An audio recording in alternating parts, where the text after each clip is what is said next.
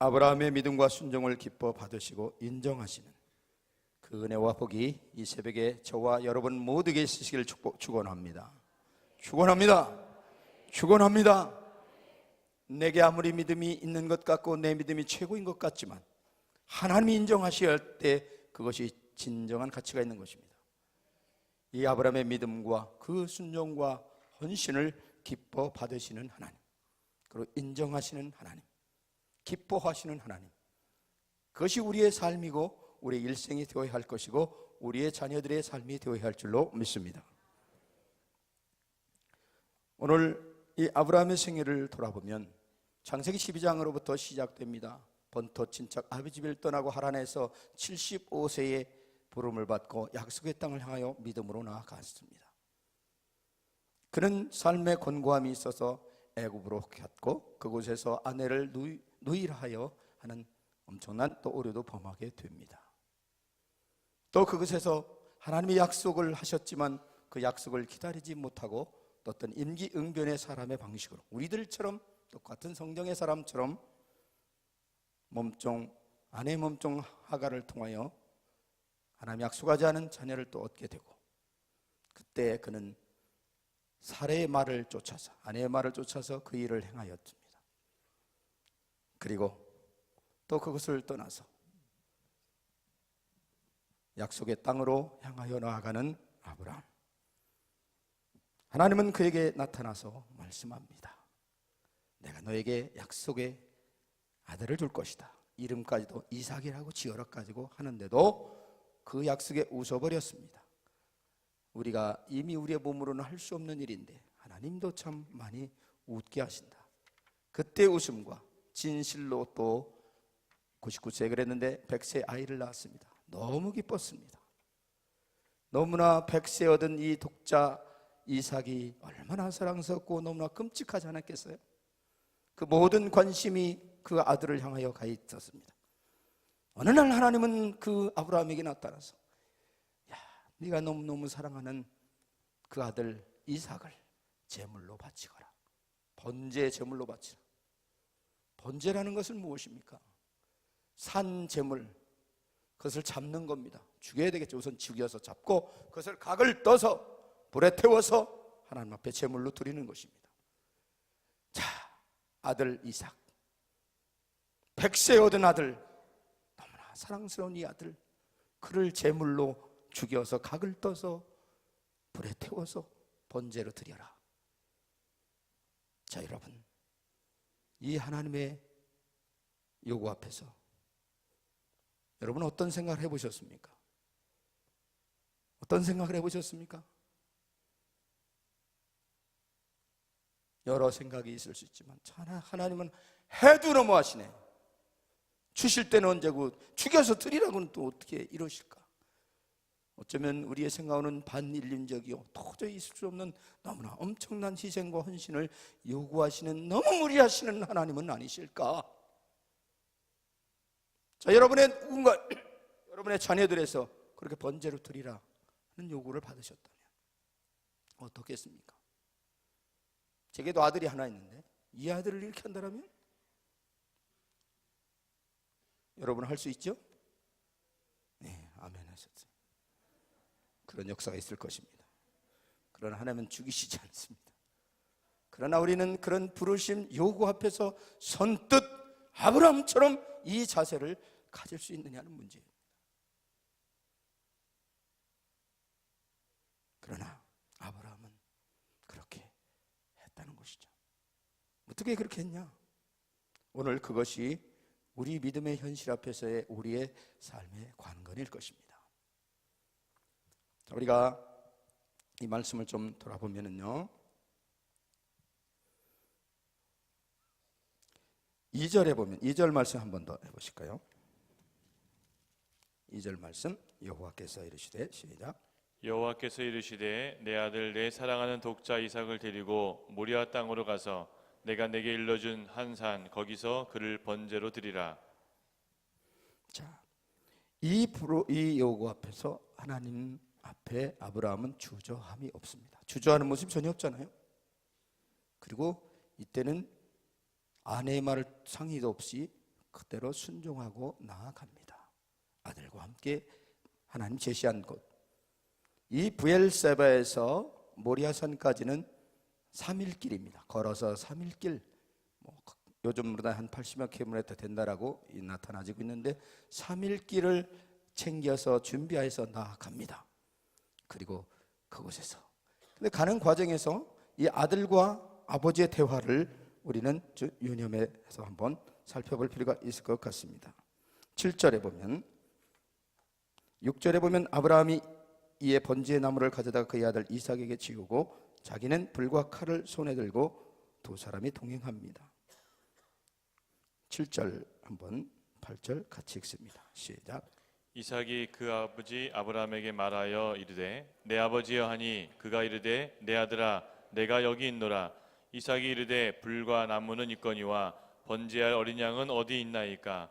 아브라함이 이르되 내 아들아 번제할 어린 양은 하나님이 자기를 위하여 친히 준비하시리라 하고 두 사람이 함께 나아가서. 최강의 팀워크입니다. 아버지와 아들이 이렇게 아름다울 수가. 그러한 요구 앞에서 아버지에게 묻는 아들. 이때 나이로 이렇게 얘기되어지는 걸로 보면 아브라함의 나이는 한 117세 정도가 됐다라고 그러고, 그렇게 되면 100세가 됐기 때문에 이 이삭의 나이는 한 17살 전후가 되겠죠. 그러한 속에서 이들의 감정 표현, 불만의 모습, 이런 모습은 전혀 이 성경은 기록하지 않고 있습니다. 아브라함은 주저함 없이 순종하고 그렇게 나아가고, 아들도 아들아 하나님이 준비하실 거야, 하나님에게 토스합니다. 여기에서 우리의 삶에도 마찬가지죠. 우리의 삶 속에서 우리의 가정의 주인은 하나님이십니다. 예수 그리스도십니다. 우리 부부도 하나님이 짝져 주신 것이고, 우리에게 주신 자녀들도 하나님이 주신 것입니다. 우리에게 있는 재물도, 우리의 모든 영역도 하나님이 주신 것입니다. 주신 분이 바쳐라, 드려라 요구할 때 우리는 내가 주인인 것처럼 주저하고 계산합니다. 생각합니다. 어쩌면 아브라함도 그때까지는 그래 해왔었습니다. 롯과의 이거 해서 나눠서 원하는 대로 해라 하면서도 소돔과 고모라의 멸망의 사건도 직시했습니다.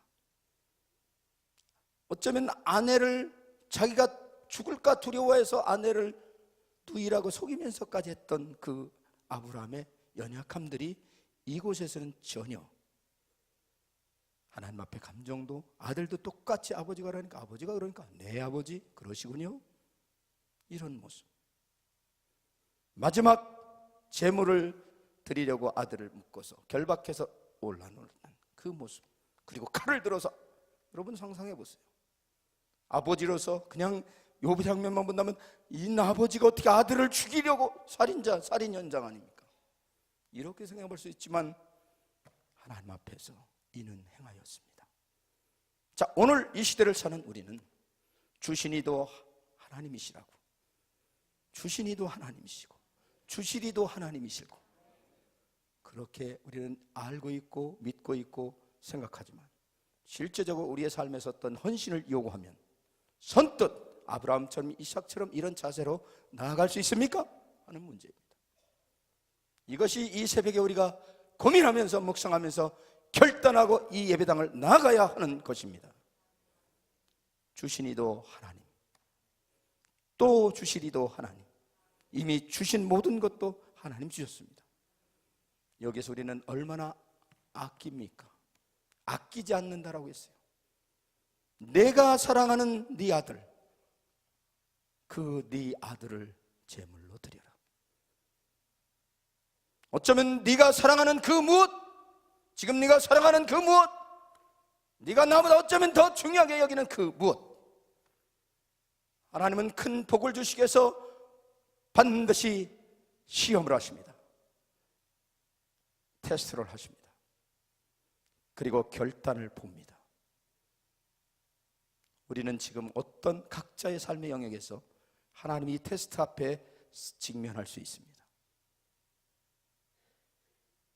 우리는 더 좋은 것은, 아브라함에게는 이런 예화가 없었습니다. 예가 없었습니다. 그러나 우리는 아브라함을 중심해서 그 후에 많은 성경에 기록되어진 말씀을 통해서 죽고자 하는 자가 사는 것을, 하나님이 어떻게 하시는 것을 우리는 많이 보아왔습니다.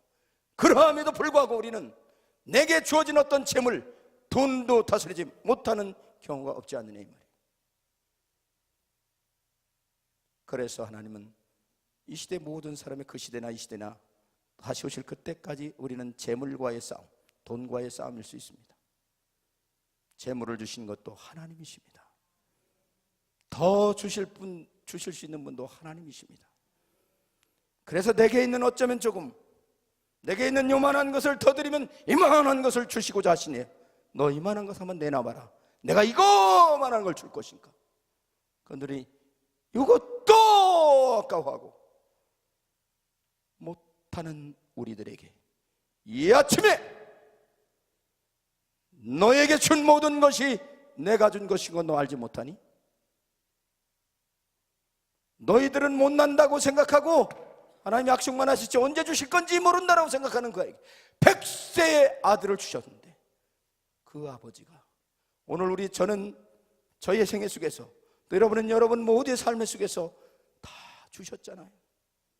뻘거둥이 하나 가지고 태어난 우리에게 돌아보면 너무나 많이 풍성해지지 않았습니까? 아니 그렇습니까? 하나님 앞에서 우리는 원망할 것이 하나도 없습니다. 뻘거둥이인 내게, 아무것도 가지고 없는 것 내게 이렇게 아름다운 옷도 입혀주시고 믿음도 주시고 저렇게 예쁜 아내도 주셔서, 아들 딸도 주셔서, 또 이렇게 함께 예배드릴 수 있는 귀한 영적 가족들을 주셔서 이렇게 예배드릴 수 있는 것, 얼마나 행복합니까? 아멘. 하나님은 잘되게 하십니다. 잘되게 하십니다. 우리 선포하십니다. 잘됩니다. 3번. 잘됩니다. 더 잘됩니다. 갈수록 더 잘됩니다. 잘됩니다. 더 잘됩니다. 갈수록 더 잘됩니다. 잘됩니다. 더 잘됩니다. 갈수록 더 잘됩니다. 믿으십니까? 하나님은 갈수록 더 잘되게 하는 겁니다. 그때는 너 죽어! 할 수도 있습니다. 그럼 죽겠습니다! 하면 됩니다. 근데 우리는 뭐 죽어요? 안 죽어요? 안 죽어요? 내가 왜 죽어요? 이거 아니겠습니까? 근데 오늘 아브라함을 통해서, 역시 믿음의 조상 아브라함을 통해서 우리에게 말씀하는 건 너 죽어라. 네가 귀하다고 여기는, 네가 너무너무 사랑하고 끔찍히 여기는 그거 내놔라. 네가 볼 때는 별것도 아닌데, 하나님 입장에서는 별거 아닌데 우리는 굉장히 소중할 수도 있거든요.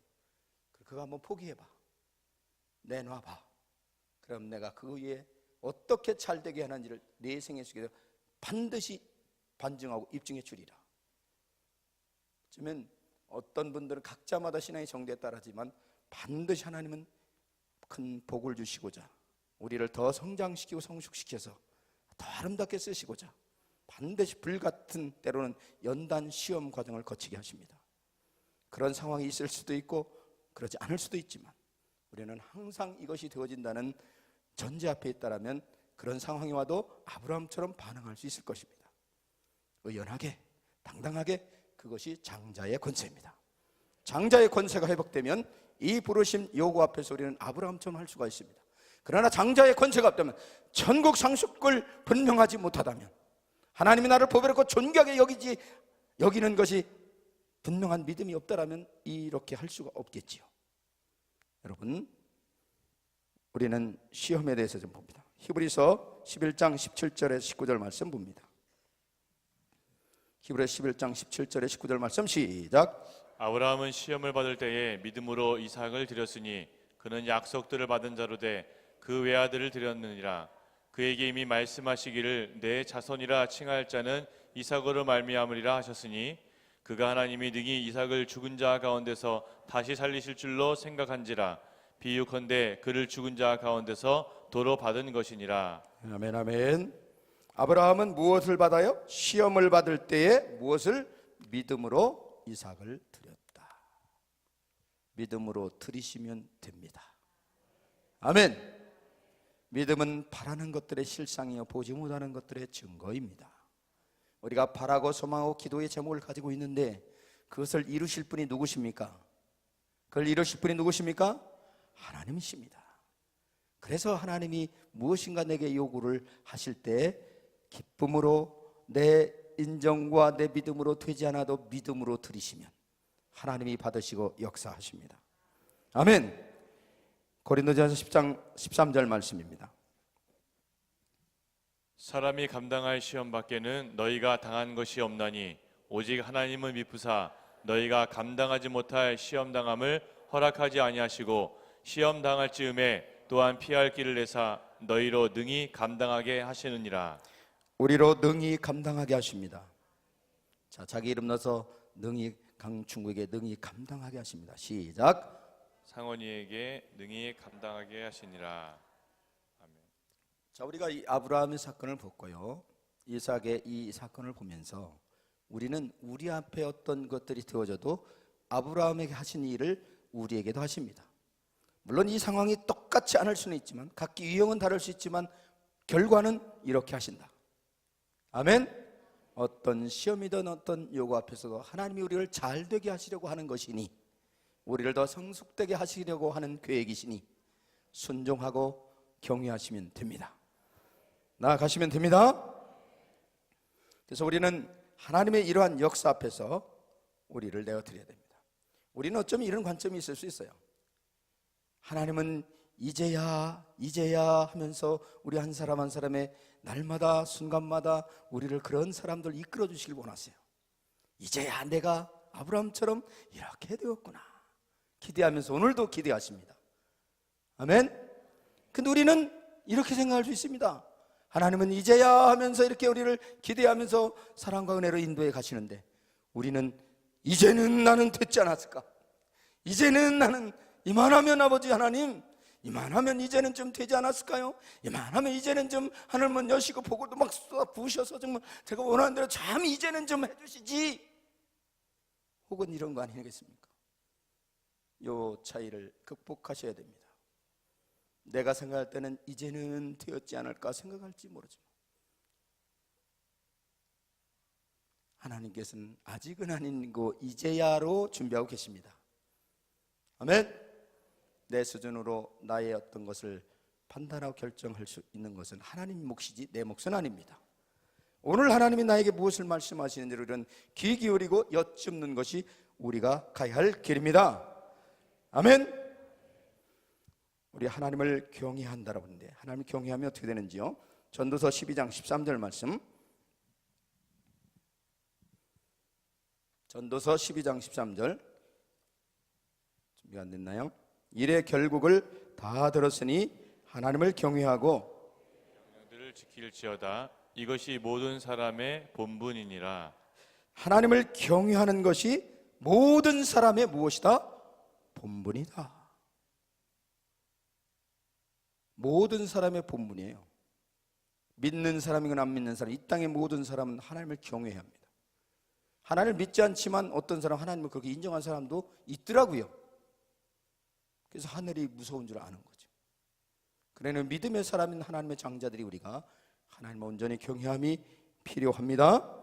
말라기 3장 16절 말씀, 그때 여호와를 경외하는 자들이 피차에 말하매 여호와께서 그것을 분명히 들으시고 여호와를 경외하는 자와 그 이름을 존중히 여기는 자를 위하여 여호와 앞에 있는 기념책에 기록하셨느니라. 자, 여호와를 경외하는 자와 그 이름을 존중히 여기는 자를 위하여 여호와 하나님 앞에 기념책에 기록하신다. 계시록에 가면 생명록이 있고 행위록이 있다라고 했죠. 바로 그 말씀이잖아요. 하나님 온전히 경외함은 하나님 기록하십니다. 오늘도 우리의 삶을 기록해 가실 것입니다. 그렇다면 우리 생애 최고의 날이라고 제가 표현을 늘 하는데, 우리 생애 최고의 날 하나님 오늘 나의 삶 속에서 이런 사항들을 기록하시겠구나. 오늘도 하나님을 경외하며 순종하는 나의 삶을 하나님이 기록하실 것입니다. 아멘. 잠언 9장 10절 말씀, 여호와를 경외하는 것이 지혜의 근본이요 거룩하신 자를 아는 것이 명천이니라. 여호와를 경외하는 것이 모든 사람의 본분이면서 여호와를 경외하는 것이 지혜의 근본이다. 아멘. 잠언 22장 4절은 말씀합니다. 겸손과 여호와를 경외함의 보상은 재물과 영광과 생명이다. 여호와를 경외하여 보상으로 주어지는 게 이 순서가 거꾸로 되어 있습니다. 그래서 많은 사람들은 돈 되면 교회 가고 못 헤어지면 그렇게 한다 그러지 않습니다. 하나님 온전히 경외하십시다. 마태복음 22장 37절은 말씀하죠. 예수께서 이르시되 내 마음을 다하고 목숨을 다하고 뜻을 다하여 주 너희 하나님을 사랑하라 하셨으니, 예수께서 이르시되 내 마음을 다하고 목숨을 다하고 뜻을 다하여 주 너희 하나님을 사랑하라. 주 너희 하나님을 사랑하라. 아브라함이 백세 얻은 아들, 그 끔찍한 아들을 얼마나 사랑했겠습니까? 하나님은 사랑의 시험을 하십니다. 너 이를 더 사랑하냐 나를 더 사랑하느냐? 하나님을 절대적으로 사랑해야 됩니다. 이 말씀을 모르는 바는 아닙니다. 목숨을 다하고 뜻을 다하고 힘을 다하여 하나님을 사랑해야 되는 건 알지만 네 삶 속에서 진실로 내가 그러한 삶을 살고 있느냐라고 오늘 물으시는 주님 앞에서, 네 주님 그렇습니다.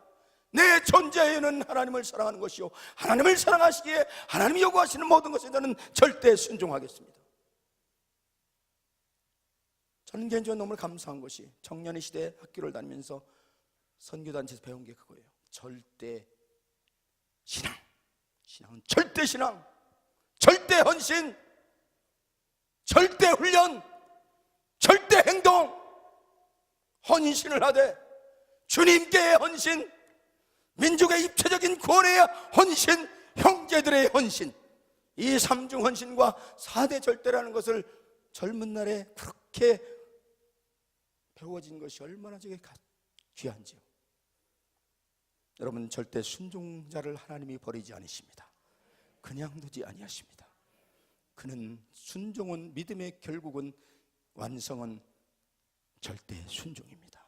예수 그리스도 앞에 순종, 그것이 하나님을 경외하는 것이요, 그를 통해서 재물과 영광과 생명을 쏟아부으시고 살아계신 하나님이 증거되고 영광을 받으십니다.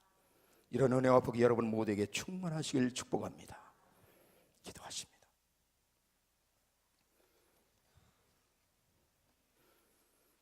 아브라함을 아브라함 되게 하시는 하나님, 은혜와 사랑에 감사를 드립니다. 아브라함을 아브라함 되게 하시는 하나님께서 오늘 믿음의 조상이 되신 우리의 아브라함의 신앙의 선진을 바라보면서 오늘 나의 삶을 돌아봅니다. 하나님께서 오늘 우리를 통하여서 이루어 가실 놀라운 그 은혜 앞에서 겸손히 나아갑니다. 이 시대의 가장 트렌드는 어쩌면 돈일 수 있습니다. 여러분, 적용할 것을 하나 요구드립니다. 사순절 이제 고난주간에 특별히 4월 10일부터 14일까지 장자권 집중훈련이 있습니다. 이때 제목이, 타이틀이, 주제가 우리 시대 부자도 천국에 갈 수 있는가? 어쩌면 오늘 우리는 이 재물의 문제에 대해서 정말 어려울 수 있을지 모르겠습니다. 이 사순절 기간 특별 훈련에 여러분 저희 모두가 집중하셔야 합니다. 집중하셔야 합니다. 그 교재 20과에 보면 이런 부분이 있습니다. 물질을 대하는 당신의 자세에 저주와 축복이 공존하고 있음을 주목하라. 물질을 대하는 당신의 자세에 저주와 축복이 공존하고 있음을 주목하라. 이 시대의 저주와 축복의 재물을 어떻게 다루느냐입니다. 아낌없이 하나님 앞에 나의 삶과 내게 주신 재물과 내게 주신 모든 것을 드릴 수 있는 이 순종과 경외함이 있는지, 이 사순절 기간에 정말 철저히 우리를 훈련시키고 돌파하여서 우리 생애 최고의 부활절을 맞이하시길 축복합니다. 할렐루야. 사랑하는 주님, 감사합니다. 이 아침에도 우리에게 새 생명을 주시고 하나님 말씀을 통하여서 다시 한번 도전하여 주심을 감사하고 깨우쳐 주심을 감사합니다. 오늘 아브라함의 그 고백처럼 우리의 믿음의 고백이 있게 하여 주시고 온전하게 하시고 오직 하나님 영광 받아 주옵소서. 귀한 예물을 아버지 앞에 믿음으로 드렸습니다. 구별하여 드렸습니다. 정성으로 드렸습니다. 기도의 제목을 담았습니다. 하나님 받아주시고 하늘을 활짝 열으시고 복을 설 곳이 없도록 부어주시겠다는 약속이 그대로 성취되는 삶의 현장이 되게 하옵소서. 감사드리며 다시 오실 존귀하신 예수님의 이름으로 기도드립니다. 아멘.